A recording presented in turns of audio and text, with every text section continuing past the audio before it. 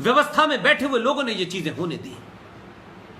इनको हटाने में लंबा समय लगेगा, लेकिन इस देश में बीमारी है, हर 5 साल बाद चुनाव होंगे। चुनाव में आपको जीतना है और जीतने का अंक गणित और रेखा गणित बिल्कुल अलग होता है। जब तक चुनाव नहीं जीतेंगे, सत्ता पे नहीं आएंगे, तो आप बदलाव कैसे करेंगे? लेकिन मैं कहता हूं यह सरकारों का काम है, सरकार करेंगी, लेकिन मैं और आप क्या कर सकते हैं? जो लता तुमने काम किया है बड़ा, जो आपने आज ये काम किया है, यही काम इस देश में हर उस सनातनी को जो किसी संगठन, जो किसी ऑर्गेनाइजेशन के तथाकथित नियमों में नहीं बंधा हुआ है, उन तमाम लोगों को चौराहे चौराहे, गली गली, 5 लोग, 10 लोग, 6 लोग, 4 लोग, सबको सच बताइए। सनातनी अपने समाज में सनातन क्या है, सत्य क्या है, झूठ मत बोलिए। हिंदू मुस्लिम भाई भाई कोई स्लोगन नहीं था, यह सत्ता के लोगों ने अपनी सत्ताओं को चलाने के लिए, हिंदुओं को मूर्ख बनाने के लिए, उन आताताई, उन दंगाई, उन जिहादियों के साथ आप किसी तरीके का कन्फ्रंटेशन न करें। तो आपके सामने कहा हम सब भाई भाई हैं। भाई भाई थे तो देश बट गया, भाई भाई थे तो कश्मीर में 5.5 लाख कश्मीरी हिंदुओं को सरेआम इस्लाम का सहारा, मस्जिदों का सहारा लेकर के निकाल दिया गया। 2,500 लोगों की हत्याएं हुई, रेप हुए, लेकिन इस पे बोलना कम्युनलिज्म है। लेकिन तबलीगी जमात पे बोलना इस देश में हर एक को बुरा लगता है। इस पे नहीं बोलना चाहिए साहब, क्योंकि इस पे बोलने से जो है पूरे देश के अंदर खलबली हो सकती है। ध्यान रखिएगा, बीमारी का इलाज अगर सही डॉक्टर से सही समय पे नहीं कराएंगे तो मौत निश्चित है। बीमारी को छुपाने से कि बीमारी हमें पता चल जाएगी तो हमारे पड़ोसी क्या कहेंगे, बीमारी बीमारी होती है, पड़ोसी को पता चले, घर में पता चले। अगर बीमारी का इलाज कर लेंगे तो आने वाली नस्लें बीमार नहीं होंगी। लेकिन हमें जो बुखार है, हमें ये बीमारी है, नहीं नहीं नहीं, ये भाई भाई का जो कंसेप्ट है सिर्फ हमें ही है, उन्हें नहीं है। अंबेडकर ने अपनी किताब में साफ साफ लिखा है, इस्लाम के मानने वाले मुसलमानों में ये जो भाई भाई का कंसेप्ट है ये विद इन इस्लाम है, ये हिंदुओं के लिए नहीं है। उन्होंने इस्लाम का वो बातें कही हैं जो आज देश के ईमानदार नेता जो संविधान और अंबेडकर की राजनीति करते हैं, गली गली, मोहल्ले मोहल्ले, आज अंबेडकर के वारिस इनको लेकर के जय भीम जय मीम की बकवास करते हैं, मायावती बकवास करती है। ये तमाम लोगों से पूछो कि अंबेडकर ने जो कहा था उसे कहने की हिम्मत नहीं है, इसलिए अंबेडकर के नाम पे राजनीति हो रही है। इसलिए लता, मेरा मानना है सच को सच बता दो, वो कोई हो, और जब सच पता चल जाएगा तो आप चौराहे चौराहे इस प्रकाश अंबेडकर नाम का जो फ्रॉड है, ये जो दलितों की राजनीति करने वाले जो फ्रॉड हैं, मैं कहता हूं राजनीति करें, संसद में पहुंचे, मेरा उसमें कोई लेना देना नहीं है।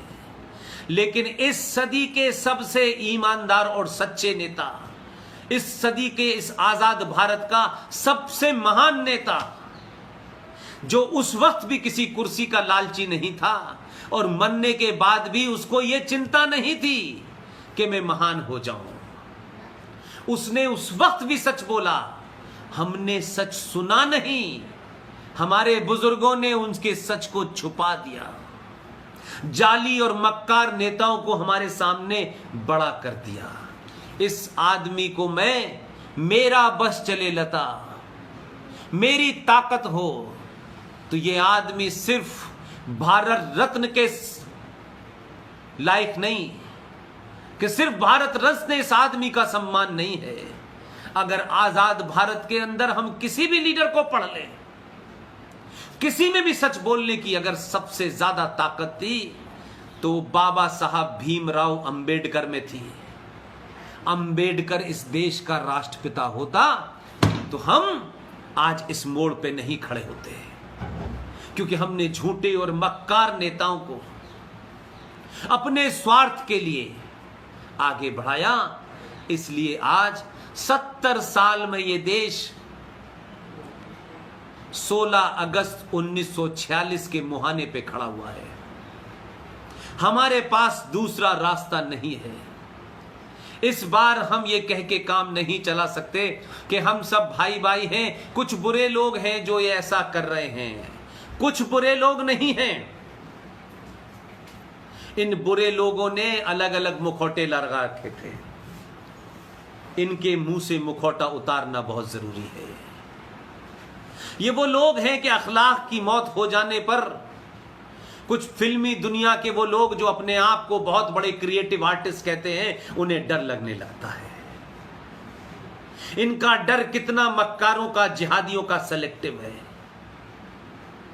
लेकिन बिहार की मस्जिद में एक टीन एजर बच्चे को मस्जिद में उसको कुर्बानी जैसे दी जाती है, वैसे उसकी हत्या हुई है। और सरकारें वहां ऐसी हैं जिनकी तकलीफ यह है कि वोट बैंक की वजह से अगर 50-100 राहुल की बलि चढ़ जाए तो क्या फर्क पड़ता है, लेकिन इस पे बोलना और कार्रवाई करना, इसको मीडिया पे दिखाना कम्युनलिज्म है, हिंदू इंटॉलरेंट हो जाएगा, देश भर में हालात खराब हो जाएंगे, इस पे मत बोलो, इस पे मत बोलो। कठुआ के झूठी कहानी को पूरे देश में हिंदू और सनातन के बारे में जिस तरीके के पोस्टर निकाले गए, जिस तरीके अंदर मंदिरों के अंदर बातें कही गई, तो कोई फर्क नहीं पड़ता, क्योंकि ये तो दुनिया की कायर कौम है, सहिष्णु कौम है, गद्दार कौम है। इसे क्या फर्क पड़ता है? ये तो कभी प्रतिक्रिया देगी नहीं, लिहाजा अपने भी मारते हैं और दूसरे भी मारते हैं। इसलिए मैंने कहा कि सेकुलरिज्म ये वो सेकुलरिज्म नहीं है जिसकी वेस्ट में परिकल्पना की गई थी। हमने नहीं बताया अपनी जनरेशन, वो उस्ताद, वो टीचर, वो तमाम बड़े बड़े ज्ञानी जो जगह जगह भाषण देते हैं, वो भी मक्कार हैं, वो भी इस पूरे षड्यंत्र के हिस्से हैं। बड़ी बड़ी बातें आपसे करेंगे, ओ ऐसा आपको भारत का, अखंड भारत का नक्शा दिखाते हैं, ऐसा लगता है पता नहीं। अरे जो भारत आज हमारे पास है, वो जैसा भी है, वो भी हमारा नहीं है। हमारी बात सच मानने वाले नहीं हैं, उस पे भी भारत का संविधान लागू नहीं होता, उस पे भी इस देश की पुलिस के नियम लागू नहीं होते, उस पे भी आईपीसी बदलाव कर देती है। शक्ल देख करके, मजहब देख करके दफाएं लगती हैं इस देश में। हम किस गलतफहमी के शिकार हैं? जो अपना घर है वो मजबूती से हम अपना नहीं कह पा रहे हैं, मालदा में नहीं कह पा रहे हैं, कैराना में नहीं कह पा रहे हैं, केरल में नहीं कह पा रहे हैं, हम मुरादाबाद मेरठ में नहीं कह पा रहे, मुजफ्फरनगर में नहीं कह पा रहे, हम मलियानाबाद में नहीं कह पा रहे, हम संभल में नहीं कह पा रहे। भाई, तो किस अखंड भारत की मुझे और आपको चिंता है?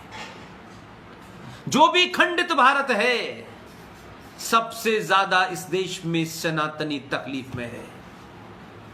वो नौकरी करता है, वो समय पे अपना इनकम टैक्स देता है, वो अपने बच्चे की फीस देता है, जो भी नियम कानून जैसे हैं उसे मानने की पूरी कोशिश करता है। लेकिन इसी संविधान को कुछ लोग अपनी किताब से ज्यादा महत्व देते हैं। तब हम ठोड़ियों में हाथ डालते हैं, तब हम भाईचारा पैदा करके हम उनसे संविधान की बात मनवाते हैं, तो लगता है हमने बहुत बड़ा बात कर दी। हम कितने झूठे और मक्कार लोग हैं। अपने लोगों पे तो बड़ी ताकत से कानून लागू करते हैं, लेकिन तबलीगी जमात का भगोड़ा, गद्दार, मक्कार, चोर उठाई गिरा ये मौलाना साद, पूरे हिंदुस्तान के बड़े बड़े मौलवी, बड़े बड़े इंटेलेक्चुअल, उसको कोई आज तक ये कहने नहीं आया कि ये अगर मिल जाएगा तो हम इसको गोली मार देंगे, क्योंकि इस आदमी ने पूरे मुसलमानों को बदनाम करा और एक महामारी में इस्लाम को गलत तरीके से प्रेजेंट करके इस देश में हजारों लोगों को बीमार कर दिया। कोई नहीं आता है, कोई अगर मगर की बात करता है, कोई किसी की बात करता है, वो ऐसे नहीं थे, वो ऐसे थे। ये झूठ की मक्कारी वो ज्यादा खतरनाक है जो टेलीविजन पे शैतानी रहमानी टाइप के लोग जो आते हैं, जो कभी कभी जामिया मिलिया के प्रोफेसर्स आते हैं, ये तर्क से, ये लॉजिक से, ये रीजनिंग के साथ उस आतंकवादी जिहादी मुसलमान को कवरअप देने की कोशिश करते हैं, ये ज्यादा खतरनाक है। इसलिए जिन्ना को पाकिस्तान चाहिए था उसने खुलेआम कहा और लेके चला गया। लेकिन मौलाना आजाद, वो जाहिल मौलाना आजाद जो मक्का में पैदा हुआ, जिसकी मां मदीने की थी, जिसका बाप मक्का का था, 1888 में पैदा होने के बाद हिंदुस्तान में बंगाल में आके स्थापित हो गया। 1902 में उनका परिवार यहां आया और उसके बाद वो जाहिल किसी स्कूल में नहीं गया, किसी कॉलेज में नहीं गया, कहीं पीएचडी नहीं, कहीं कोई किताब नहीं पढ़ी। लेकिन मदरसे में जाने के बाद भारत में के कैसे हालात बने कि 15 अगस्त 1947 से लेके 22 अगस्त 1957 तक भारत का पहला शिक्षा मंत्री बना। हमें शर्म नहीं आती?